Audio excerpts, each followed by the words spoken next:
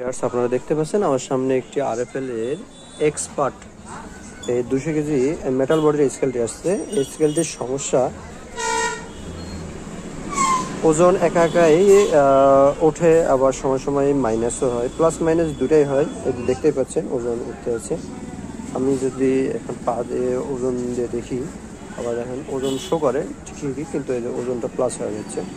আবার সুইচ যদি দুই একবার অন অফ করলে আর কি অনেক সময় সময় মাইনাস হয়ে যায়, এই যে মাইনাস হয়ে যাচ্ছে। তো এই স্কেলটি আমাদের এখানে স্থানীয় কিছু লোকজনের হয়তো হাত ঘুরে চলে আসছে।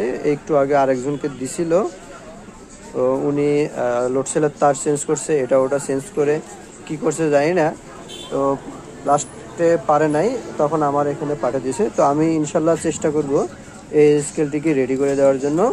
দেখা যাক, আল্লাহ ভরসা, আল্লাহ যদি সহায় হয় আমি এটা রেডি করে দিব।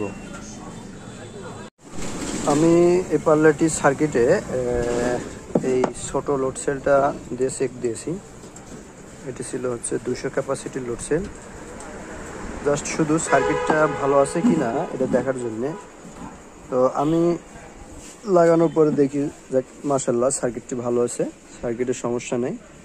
তো এটা 200 কেজি, যদিও বা স্কেল এটার লোড সেল হওয়ার কথা ছিল 350 কেজি ক্যাপাসিটির লোড সেলটি, কিন্তু এটা অনেক মোটা বড়, যার কারণে এখানে আপনার এই বড় লোড সেলটি লাগাতে হবে। এটার ক্যাপাসিটি হচ্ছে 400 ক্যাপাসিটি, আপনারা দেখতেই পাচ্ছেন।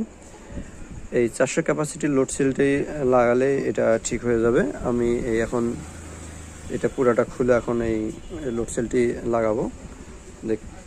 দেখা যাক এখন, আল্লাহ ভরসা কি হয়।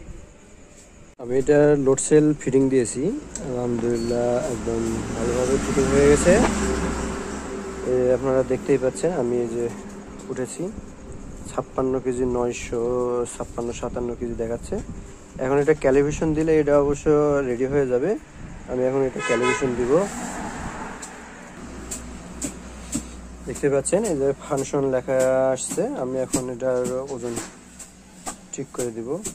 এদিকে সব কিছু ঠিকই আছে, আমি জাস্ট শুধু এখন ক্যালিব্রেশনটা দিয়ে ওজনটা ঠিক করে নেব।